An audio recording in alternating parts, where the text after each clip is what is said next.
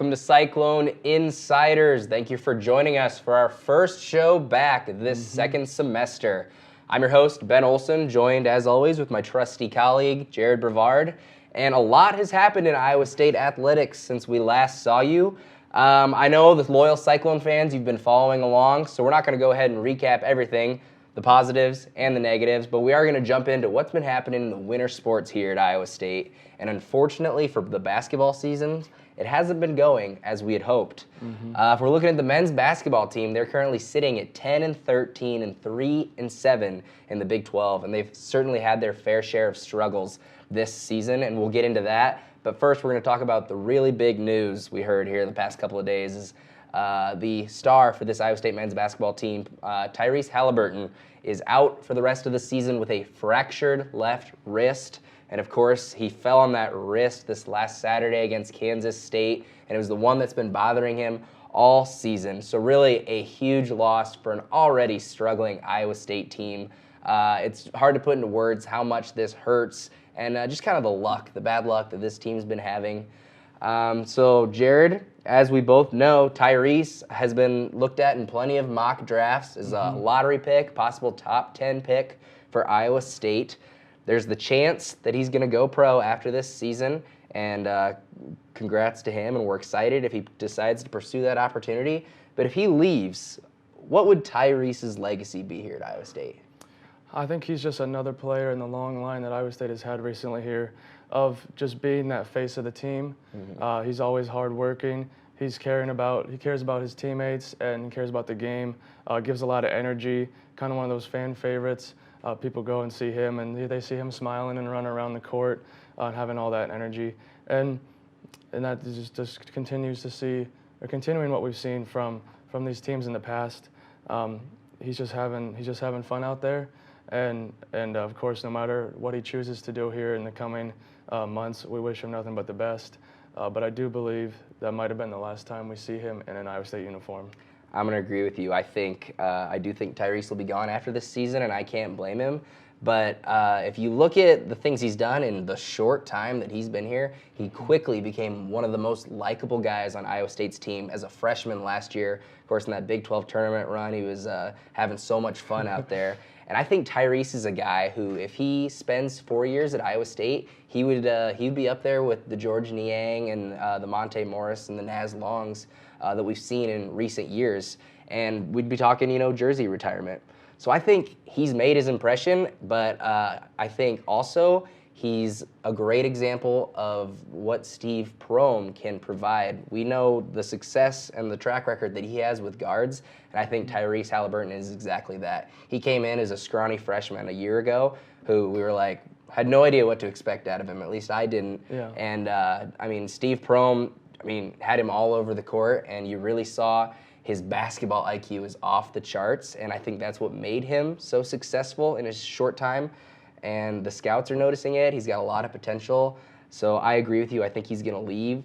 I think if you look back and he's remembered, people will say he's one of the best guys to come through Iowa State basketball. But the thing is, he was here so quick and he developed so fast under Prohm that he's going to be one that only the true fans will think of, I think. Yeah, you mentioned that quick development here. It's only his second year. Possibly could be talked about going too soon, but also he's been so high on all those draft boards, especially early this season, got his name out there quick in some of those tournaments here in the non-conference. And I think if he takes a look at it and sees this is really his best opportunity, I don't blame him at all. And you got to get that opportunity while you have it. And obviously we'll see here in the coming months what people are saying or how they're responding to his injury. But I think him just taking this time off to rest that wrist and help get him to the next level is what we're gonna see out of him. Yeah, that's a really good point that you bring up, is the time that he is going to have off. He's going to have a lot of time to think about it.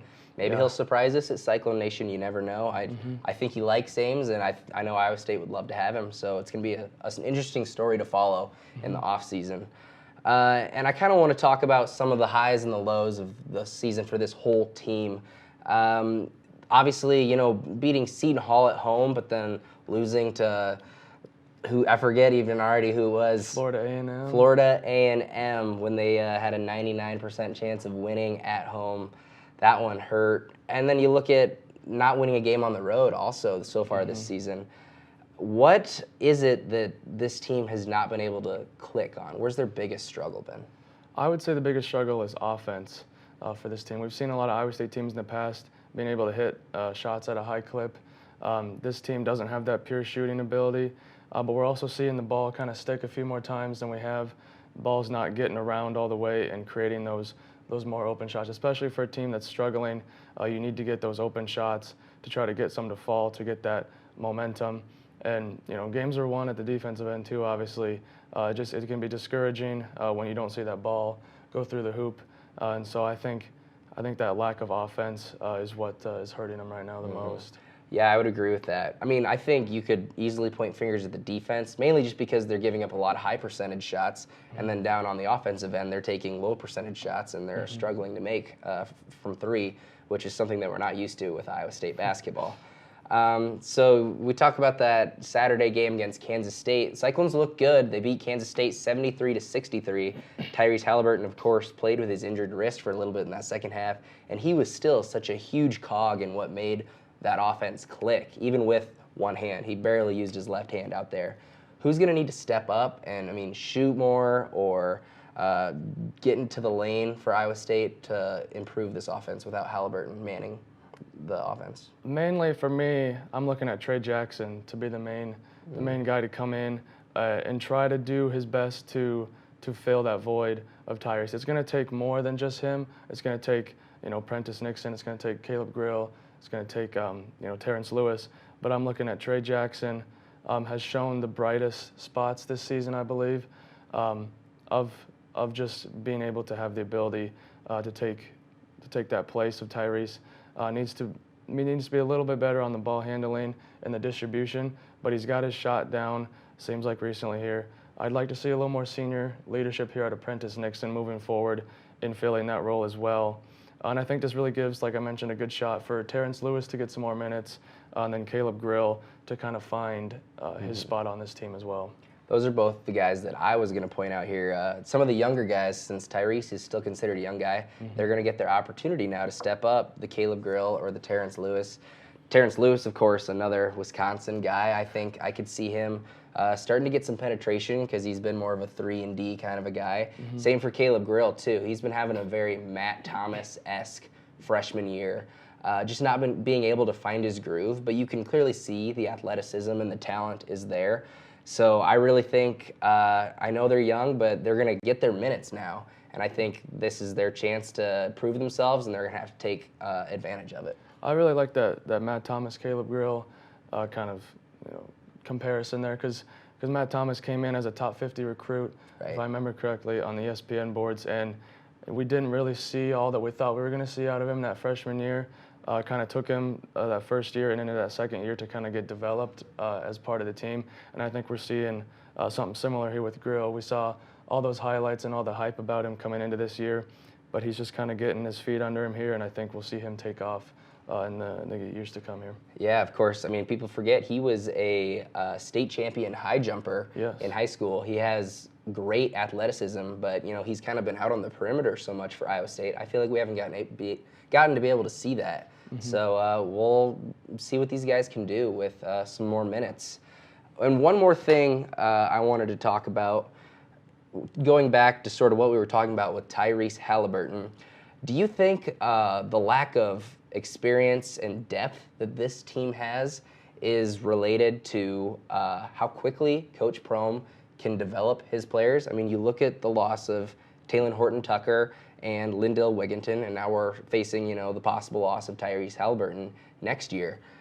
Is it hurting Iowa State and the program with the NBA talent that we're getting? Do we need those 4-year guys, or do you think Coach Prohm is starting to build a reputation at Iowa State that's going to benefit us in the long run? I think there's two sides to the coin. Obviously, it's great to have Iowa State producing these NBA type players and these players that are getting in the G League like Taylor and making a name for himself. He might be called up here soon. Shayok getting called up. Thomas is up now. So I think it helps that Iowa State is starting to produce this caliber of player. And I do think it hurts though when, like last season, you mentioned all the talent that left, and guys playing this year weren't all playing together last year. And at this point in the season, you hope that they gel a little bit better. This group just hasn't clicked yet. And even think about Solomon being out last year, how that affects it too. And so the new mesh of players, you kind of have to get that clicking earlier than this team has. But I think it's both certainly good and bad for the program. Yeah, I think that's a good point you make. I think it's a fine line and there is a balance. I do think that Coach Prohm hasn't found it yet. So you look at, obviously, we talked about the big recruit they got, Xavier Foster, coming in next year. I think he's a great get for Iowa State, a possible NBA talent, but you're going to need the guards surrounding him who are going to be able to get him the ball and create their own space so that they're not double teaming Xavier Foster every time he touches it. And so it'll be interesting to see if the Caleb Grills and the Terrence Lewises and the Trey Jacksons will be at Iowa State long enough and can start to gel that they'll open up those spaces for Xavier Foster, and we can kind of see the team that Coach Prohm is envisioning. And that might be next year. It might be 2 years down the road. We'll just see how long we can get some of these guys to stay at Iowa State. Yeah, I think it's very possible that it happens next year. A lot of the guys that are here you'd think would be around next year. And Iowa State being able to develop more of a post presence with Foster coming in along by the side of Condit and Solomon and everyone, developing that post presence can really open up the guard play. And I think if these guys stick around, I think they can get it going next year. Yeah, I think it'll be a different team for sure. Looking ahead at this season and the rest of this week, Iowa State's going to travel to Oklahoma to face the Sooners on Wednesday. So be sure to tune into that game as Iowa State looks for their first road win of the season, maybe start to build some momentum and start a little win streak. We're going to jump into Iowa State gymnastics now real quick. It's been an exciting season for Iowa State gymnastics so far. I actually was interviewing Coach Jay Ronayne today, and he was saying that he believes this is one of the best teams he's ever had at Iowa State, which is saying a lot. They've got a lot of depth, and there's some real hidden talent on this gymnastics team. As just last week, they went and played or had a meet with number 2 Florida as well as number 4 Denver. So they're only sitting at 4-5 on the season, but they've also played number 1 Oklahoma. Some really tough competition so far. But just last week, they posted their highest score of Jay Ronayne's coaching tenure, 196.8. They're chasing that 197. They believe they can get it. Do you think that that's an attainable score for this team, and are you impressed so far, Jared? I am impressed so far. This team has been ranked in the top 20 multiple weeks in a row now, and like you said, Coach was just saying how this might be, one of the better teams that they've had. And going off of what you said for the score there, I think it's doable, but I think it'd be difficult. We were just talking right before this how Molly Russ is out for this season, a senior on the floor or all around, and losing a senior and losing someone in the all-around capacity could have an impact on this team. But like you said, like you mentioned, that depth, I do believe they have the depth to do that. And if they want to do something come tournament time, they're going to need to be posting the high 196s on a nightly basis. Yeah, I agree with you. Their scores have kind of been all over, and they're going to need that high 196. We feel for Molly Russ, that's a really tough way to end your senior year, tore her Achilles.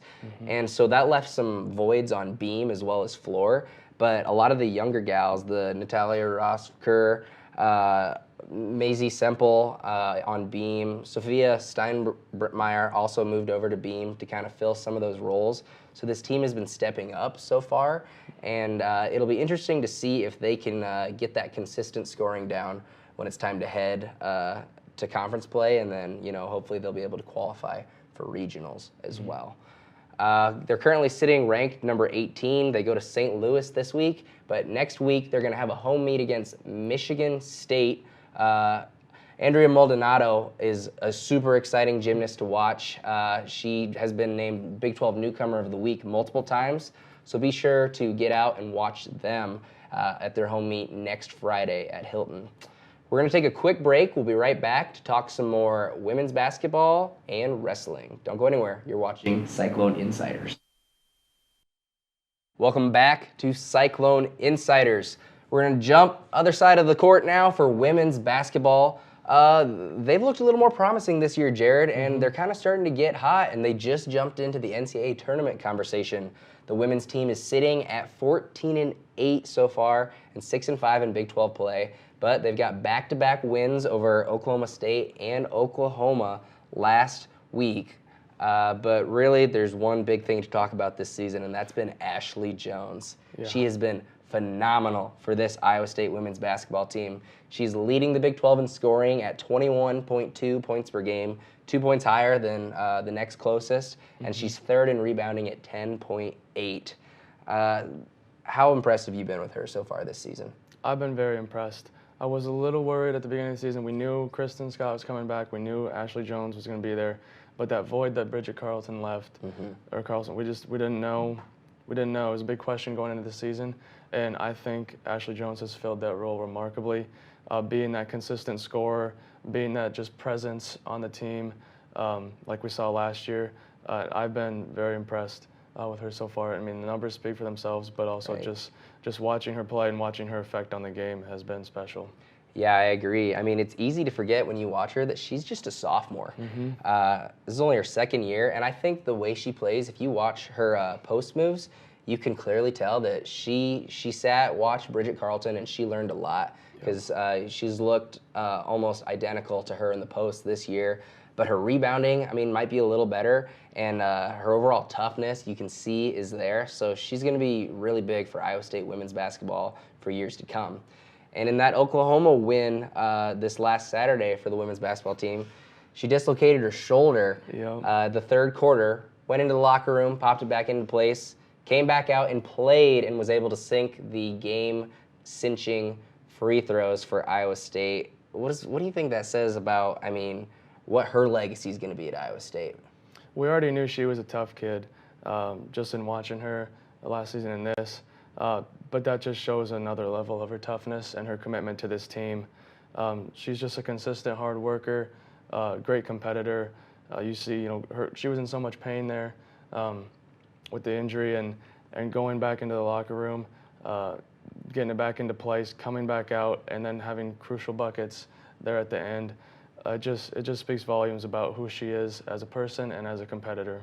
Yeah, you look at the performances by her and Tyrese, both injured on Saturday and toughing it out. Just great people for the Cyclone basketball programs to have. Love watching them, and of course the fan base is fully behind them. And so this team, like you mentioned, Kristen Scott returning, Madison Wise, of course she sat out a big part of December with migraine issues, but she's back now. Do you also think that something with this women's team is they just don't have that chemistry yet? They haven't had enough time together. Do you think they're going to get better as the end of the Big 12 season comes? I think so. I think they're starting to find it quicker than the men are, for whatever reason. They're starting to gel a little bit recently here after Madison Wise is out all that time, and I do think they're going to make a good run here at making the tournament and in the final Big 12 standings here.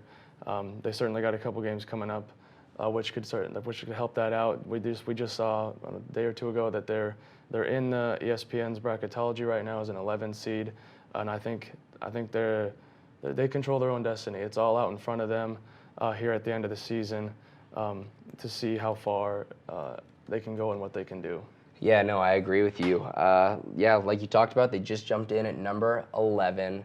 And I think if you look at what they have coming up this week, it's possibly their best chance to, improve their standing. A loss wouldn't help, but a win would mean so much. A win means much more than a loss coming up this week with that Texas matchup on Saturday as well as TCU. And do you think that Iowa State's going to be able to pull it out? Should they be focusing on one of those games? this week? I think you just focus on the next one. As big of a cliche that is in sports, you can't take these games for granted here at the end of the year. Both these teams, Texas and TCU, Iowa State dropped close ones here in Ames earlier in the season, and with Texas being right above Iowa State in third and TCU being in second, this is a great opportunity to go on the road to show the nation and show the Big 12 who they really are. You could see them move up in the Big 12 rankings standings here with a win or two, but you could certainly see, like you mentioned, that line for the bracketology. You could see that move up. It's going to be more of like a win. Like you said, a win would help more. A loss doesn't do a whole lot, just because these are tough games and they're on the road. But I think even splitting the games, winning one, losing one, does a lot for them going forward, because then they have a pretty favorable matchup the rest of the year and could put together a few wins going into tournament time. Yeah. I like what you said. I think Coach Bill Fennelly will have the same mentality. He will have his team prepared for one game at a time, and he knows what's at stake. I think normally his teams usually play better towards the end of the conference season. So a really good chance, in my opinion, for this Iowa State women's basketball team to, if they look good in Kansas City, which is where the women's tournament is now held, they moved it this year from Oklahoma City. If they look good in Kansas City, I think they will be feeling pretty well come Selection Sunday. So be sure to keep an eye on that women's basketball team and go out and support them at Hilton as they make a push for the NCAA tournament here at the end of the season. And we're going to jump over to possibly the best Iowa State winter sport so far this season, the wrestling team, who's looked very promising, sitting at number 18 in the polls, 7-4, 4-1 in Big 12 play. They've had some guys sit out, and they've also made some big switches. We talked about Sam Colbray and Marcus Coleman switching around at the 174, 184 weights. Do you want to talk about that a little bit, Jared? Yeah, I say I'm not huge on wrestling. I haven't watched a whole lot. But what I know is moving weight classes is difficult, especially mid-season here. I think Dresser knows what he's doing, and he's got a clear plan now, like we saw a few weeks ago. And so I don't question the move at all. But I think the move came at he planned the move, being that it was over winter break, to have a little time off and then come out and ready to go. It's especially hard to move up weight classes. I think Coleman's handling it pretty well, considering the level of competition he's had to play right away. They had the duel against Arizona State, who's number 7. Right after he got moved up, they've had Oklahoma State, who's also in a top team. And so I think they're overall handling it pretty well. And Coleman's just picked up a couple wins here recently. I think he's getting his legs under him here at the 184 weight class. And both of them have some promising duels ahead. Yeah, I think I got the chance to watch Coleman in one of their earlier meets, because he's new this year, right when he came out, and fans were very impressed with his feet and, his quickness. And so he bumped up that class, but it might take him some time to adjust. But he's a guy who has just got it when it comes to wrestling, so I think he'll be able to make a push come tournament time for Iowa State. And, of course, Jarrett Deegan also missed some time for this team, which might have hurt them with some overall team scores. And Ian Parker, I think, is a guy ranked top 5 who's going to be someone to watch later in the season for Iowa State. He could go far, really has a lot of toughness. And they had that big 22-14 win over Oklahoma. They didn't look so good earlier against Oklahoma State. Do you think they're going to get some momentum from this win now going forward the rest of the season? I think they are. And, the Oklahoma State loss doesn't look bad, considering Oklahoma State's been a top program for years now. You would like to see them be a little closer. Right. Think back to the Cy-Hawk duel this year. You figured Iowa would come out on top. You figure, when looking at this Oklahoma State, you figure that they're going to come out on top. But you'd like to see Iowa State make it a little closer than they did, I would say. But certainly then picking up that big win against the Sooners there will help move them forward here. And I think Dresser's got a good handle on the team right now, and look for them to do something here in the upcoming months. Yep, so also make it out to Hilton to watch them. Really exciting wrestling meets. They just got a new mat, so look for Iowa State to make a push come tournament time. And one thing I want to note before we leave, the softball team is just kicking off their spring season, and Sammy Williams, who's been terrific for her entire career here at Iowa State, is 2 home runs away from breaking the new school records. Keep your eye on that, and make sure to cheer on the Iowa State softball team. We also have the Iowa State Classic this weekend at Lead Recreation Center, so try and make it out. You can see some of the best runners in college athletics at an exciting meet. But that's all we have for this edition of Cyclone InCYders. Thanks for watching, and we'll be back next week to get you all the updates on Iowa State athletics. Go Cyclones.